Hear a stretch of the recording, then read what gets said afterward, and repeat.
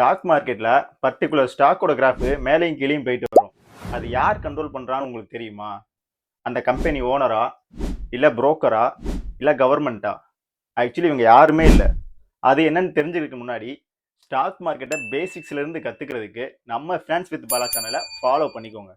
Okay, இப்போ graph எப்படி move ஆகுதுன்றத simple எக்ஸாம்பிளோட பார்ப்போம். நான் ஒரு ப்ராடக்ட் செல் பண்ண போறேன். இந்த ப்ராடக்ட்டை ஸ்டாக்னு இமேஜின் பண்ணிக்கோங்க. என்கிட்ட இப்போ ஒரு 10 குவான்டிட்டி இருக்கு. அந்த ஒரு குவான்டிட்டியோட பிரைஸ் எவ்வளோன்னு பார்த்தீங்கன்னா ₹100. இப்போ அந்த 10 குவான்டிட்டியை வாங்குறதுக்கு 100 பேர் லைனில் நிற்கிறாங்க. ஸோ எனக்கு தெரியுது என்னோட ப்ராடக்ட்டுக்கு டிமாண்ட் இருக்குன்னு சொல்லிட்டு. ஸோ நான் ₹200 வச்சு விற்றாலும் அதை வாங்க தான் செய்வாங்க. ஸோ இங்கே சப்ளை கம்மியாக இருக்கு, டிமாண்ட் அதிகமாக இருக்கு. ஸோ இதனால நம்ம கிராஃப் மேலே போகும். இப்போ at the same time graph எப்படி கீழே வருதுன்றத பார்ப்போம். அதே 10 குவான்டிட்டி ஆனால் வாங்க 5 பேர் தான் இருக்காங்க அப்படின்னா இங்கே சப்ளை அதிகமாக இருக்கு, டிமாண்ட் கம்மியாக இருக்கு. ஸோ என்னோட ஆக்சுவல் பிரைஸை காட்டிலும் கம்மியாக வச்சு வித்தாதான் அந்த 5 பேராச்சும் வாங்க வைக்க முடியும். ஸோ இந்த பாயிண்ட்டை தான் கிராஃப் கீழே வருது. இன்னும் சிம்பிளாக சொல்லணும்னா சப்ளை அதிகமாக இருக்கு, டிமாண்ட் கம்மியாக இருக்கு அப்படின்னா கிராஃப் கீழே வரும்.